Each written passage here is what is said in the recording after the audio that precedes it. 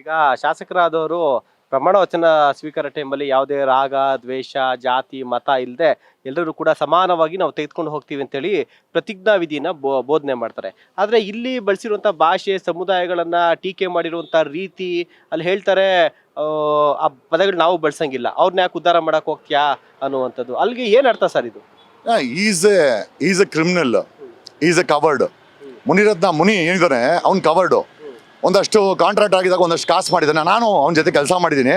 ಅವನು ಮರ್ತೋಗಿರ್ಬೇಕು, ನಾವು ಮರ್ತೋಗಿಲ್ಲ ಅವನನ್ನು. ಅಲ್ಲೊಂದಷ್ಟು ಕಾಸುಗಳು ಮಾಡ್ಕೊಂಡ, ಜೊತೆ ಅಧಿಕಾರ ಬೇಕಾಗಿತ್ತು, ಅಧಿಕಾರಕ್ಕೆ ಈ ಕಡೆ ಬಂದ ಕಾರ್ಪೊರೇಟರ್ ಆದ, ತದನಂತರ MLA ನಿಂತ್ಕೊಂಡಿದ್ದಾನೆ. ಇದೆಲ್ಲ ದುಡ್ಡಿನ ಮಹಿಮೆ. ಆಮೇಲೆ ಯಾವುದೋ ಆಂಧ್ರದಿಂದ ಬಂದಂಥ ನಾಯ್ಡು ಮಾತಾಡ್ತಾನೆ ಇಲ್ಲಿ ಅಂತಂದರೆ ನಾವೇನು ಗುಲಾಮ್ರ? ಮತ್ತು ಬ್ರಿಟಿಷ್ರಿಗೂ ಮತ್ತು ಇವ್ನು ಮಾಡ್ತಾರೆ ಆಡಳಿತಕ್ಕೂ ಏನು ಡಿಫ್ರೆನ್ಸ್ ಇದೆ? ಇವತ್ತು ನೋಡಿ, ಈ ಪೊಲೀಸರು ಹಾಕಿದ್ದಾರೆ ಇಲ್ಲಿ. ಇದೇ ಸಂವಿಧಾನ ಬರೆದಂಥ ಬಾಬಾ ಸಾಹೇಬ್ರ ಅಂಬೇಡ್ಕರ್ ಕೆಳಗಡೆ ಇರುವಂಥ ವ್ಯವಸ್ಥೆ ಈ ಥರ ರಕ್ಷಣೆ ಮಾಡ್ತಾ ಇದೆ. ಯಾವ ಗೂಂಡ ರಕ್ಷಣೆ ಮಾಡ್ತಾ ಇಲ್ಲ, ಇಲ್ಲಿ ವ್ಯವಸ್ಥೆ ರಕ್ಷಣೆ ಮಾಡ್ತಾ ಇದೆ.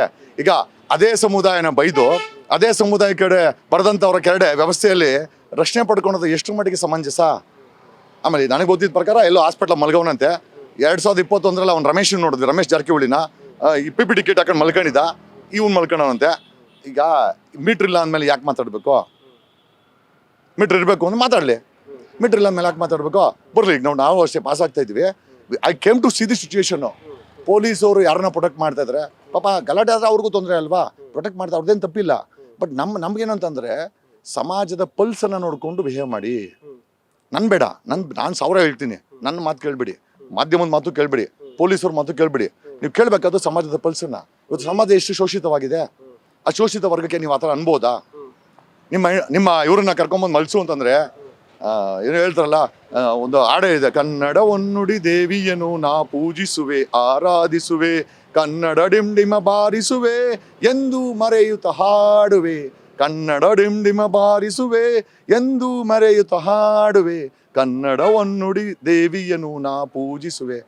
ತಾಯಿಗೆ, ಅಮ್ಮನಿಗೆ ತುಂಬ ದೊಡ್ಡ ಸ್ಥಾನ ಕೊಟ್ಟಿದ್ದೀವಿ. ಹೆಂಡತಿ ಆದ್ರೂ ತಾಯಿನೇ. ನನ್ನ ಮಗಳು ತಾಯಿಯಾಗಿರ್ತಾಳೆ, ನಾನು ತಾಯಲ್ಲಿ ಹುಟ್ಟಿರ್ತಾನೆ.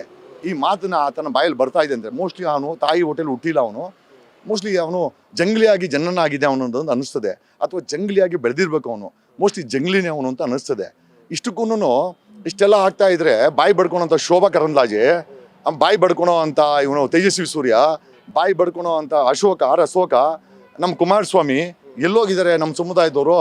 ಅಂದರೆ ಅಧಿಕಾರಕ್ಕೆ ಮಾತ್ರ ನಾನು CM ಆಗಬೇಕು. ಕ್ಯಾಕರ್ಸ್ ಯಾವನ ನಮ್ಮ ನುಗ್ಗಿದ್ರೆ ಯಾವನು ಮಾತಾಡಲ್ಲ. ನಿಜವಾಗ್ಲೂ ಸಮುದಾಯಕ್ಕೆ ಬಂದವರು, ರಾಜಕೀಯ ಮಾಡಿ ಕಾಸು ಮಾಡೋಕ್ಕೆ ಬಂದವರು ಇವಾಗ ಪ್ರಶ್ನೆ ಆಗಬೇಕಾಗಿದೆ. ಸ್ವತಃ ಕುಮಾರಸ್ವಾಮಿಗೆ ಏನು ಬೇಡ, ಆತನ ಮಗನಿಗೆ ಯಪ್ಪನೈತೆ ಏನೋ ಪ್ರೊಡ್ಯೂಸರು, ಒಂದು 2 ಫಿಲಮ್ ಆಗ್ಬಿಟ್ರೆ ಯಾರನ್ನ ಬೇಕಂತ ಬಿಟ್ಬಿಡ್ತಾನೆ ಕುಮಾರಸ್ವಾಮಿ. ಹಂಗಾಗಿ ಇವರೆಲ್ಲ ಯಾರೋ ನಾಯಕರೇ ಅಲ್ಲ. ನಾಯಕನಾಗಿದ್ರೆ ನೆನ್ನೆಯಿಂದ ನಡೀತಾ ಇದ್ದೀವಿ ವಿಚಾರ. ಕುಮಾರಸ್ವಾಮಿ ಸ್ಟೇಟ್ಮೆಂಟ್ ಕೊಡಬೇಕಾಗಿತ್ತು.